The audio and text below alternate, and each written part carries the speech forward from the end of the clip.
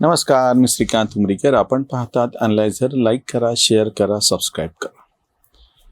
भाऊ तोरसेकरांनी आज एक व्हिडिओ केला की पाडवा मेळाव्यामध्ये जसा दसरा मेळावा असतो तसा उद्धव ठाकरेंचा तो दसरा मेळावा आणि राज ठाकरेंनी पाडवा मेळावा सुरू केलेला होता. या पाडव्या मेळाव्यातल्या त्यांच्या भाषणावरती आक्षेप नोंदवत असताना भाऊ तोरसेकरांनी यांनी आपल्या पक्षाची गुढी कशी उतरून ठेवली गुढी पाडव्याच्या दिवशी आणि एकनाथ शिंदेंचं वाट मोकळी करून दिली, असं त्यांचं ते सगळं विवेचन.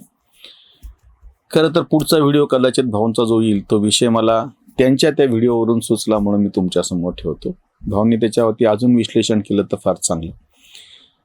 फक्त राज ठाकरेच नाही, शरद पवारांनी सुद्धा आपल्या पक्षाची गुढी उतरून ठेवलेली आहे आणि एका अर्थाने काँग्रेसची वाट मोकळी करून दिलेली. काँग्रेसला त्या वाटेनं चालायचं नसेल तर ती गोष्ट वेगळी. असं बऱ्याचदा झालेलं आहे की संधी दिलेली आहे पण काँग्रेस ती संधी घेत नाही.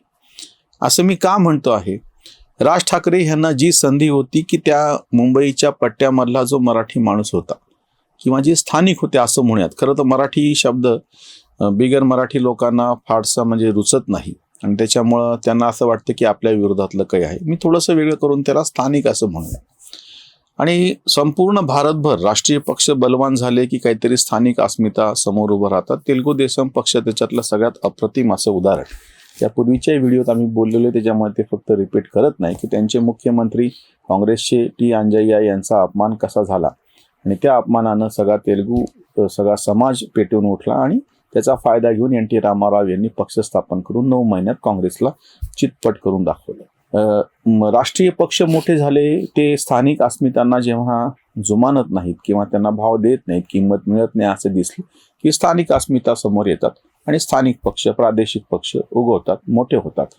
आजही बऱ्यापैकी प्रादेशिक पक्ष टिकून आहे. त्याचं कारण तेच आहे की राष्ट्रीय पक्ष त्यांना म्हणजे स्थानिक पातळीवरच्या नेत्यांना पुरेसा वाव देत नाहीत, संधी देत नाहीत. दुसरीकडून ह्या जर प्रादेशिक पक्षांनी कुठल्या कारणानं आपल्या सगळ्या ह्या मिळालेल्या संधीचं वाटोळं केलं तर त्याचा फायदा परत एकदा राष्ट्रीय पक्षांना मिळतो. महाराष्ट्रातली ही 2 उदाहरणं आहेत. एक तर राज ठाकरेंचं जे भाऊंनी सांगितलेलं आहे, दुसरं शरद पवारांचं. शिवसेनेचं मी आत्ताच यासाठी घेत नाही की शिवसेनेची अडचण सगळ्यात मोठी अशी होऊन बसलेली की एक घटक उचला आणि शरद पवारांच्या कच्छपी लागून त्यांनी स्वतःचं नुकसान करून घेतलं. आणि दुसरं, एकनाथ शिंदेच्या बाबतीमध्ये थोडंसं माझं भाऊंशी सहमत नाही मी. एकनाथ शिंदे जेव्हा भारतीय जनता पक्षाच्या बरोबरती गेले तेव्हा आपणच एकनाथ शिंदेनी स्वतःवरती मर्यादा घालून घेतल्या. आता तर अशोक खरात प्रकरणामध्ये प्रचंड मोठी अडचण प्रत्यक्ष एकनाथ शिंदेचं नेतृत्व आणि पक्षासमोरच उभी राहिलेली आहे की सगळी प्रतिमा डागाळल्या गेलेली आहे. आणि ते भाजप बरोबर सत्तेमध्ये आहेत, भाजपची केंद्रात सत्ता आहे, बहुतांश राज्यामध्ये सत्ता आहे, त्याच्यामुळे भाजप वर्चस्व गाजवायचा प्रयत्न करणारच.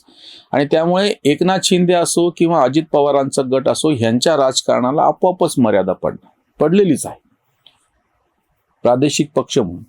इकडं आता ज्यांना दोघांना संधी उपलब्ध होती ही पूर्णपणे एक तर राज ठाकरे, त्यांनी ती गमावली, ती तर भाऊंनी सांगितलेलंच आहे.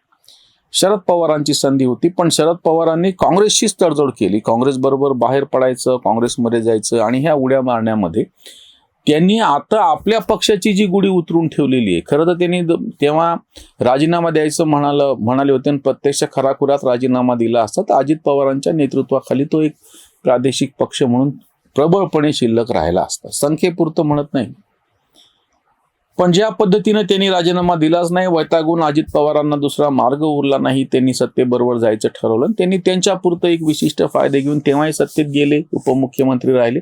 नंतरच्याही विधानसभा निवडणुकीमध्ये आपला पक्ष आहे त्या संख्येनं टिकवून ठेवला, वाढवला असं मी म्हणत नाही, टिकवून ठेवला आणि सत्तेचे फायदे मिळाले.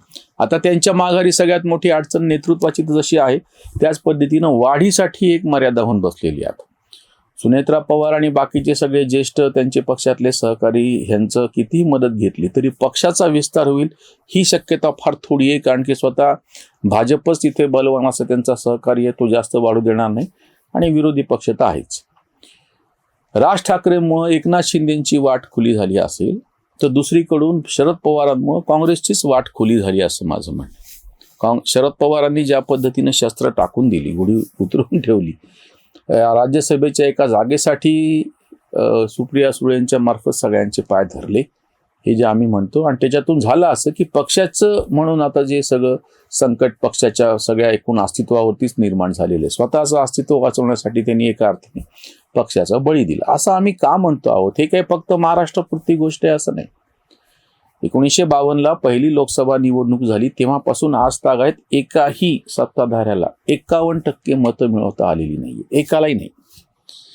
ज्या नेतृत्वाचं वारंवार उल्लेख हे पुरोगामी आणि काँग्रेसवाले करतात ते सगळ्यात लोकप्रिय यांच्या दृष्टीनं असलेले पंडित जवाहरलाल नेहरू असो, इंदिरा गांधी असो, या कोणालाही 51% मतं मिळवता आली नाहीत.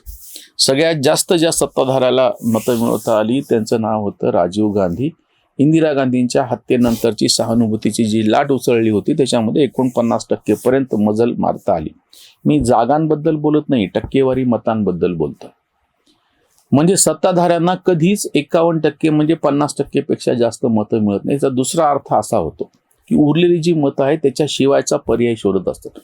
विरोधामध्ये आहेत असं विश्लेषण डाव्यांसारखं मी उठवळपणे करणार नाही.